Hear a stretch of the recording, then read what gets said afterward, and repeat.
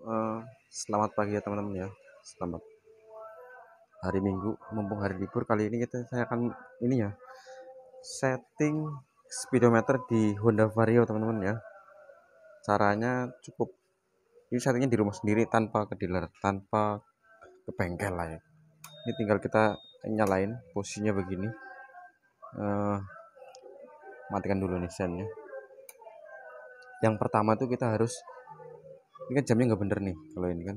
Kalau sekarang jamnya jam berapa nih? Jam berapa ya? Jam 11. Nah, ini kita settingnya begini. Cukup dengan 2 jari ya. Caranya tekan begini sampai berkedip. Nah, ini kan sudah ini. Kalau sudah berkedip ini tinggal pencet yang ini. Nah, kita ini lagi.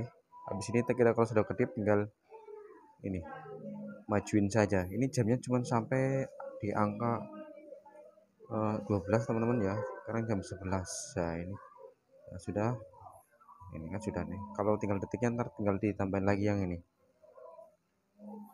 Nah, sekarang nah, ini kayaknya jam 11. Mungkin nanti tinggal diatur waktunya saja ya teman-teman ya untuk jamnya.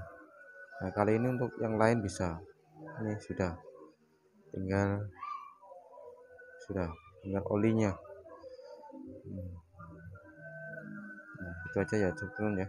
Ini cara mengatur speedometer cukup mudah teman-teman ya, enggak tanpa ke bengkel. Ini jamnya sudah berubah.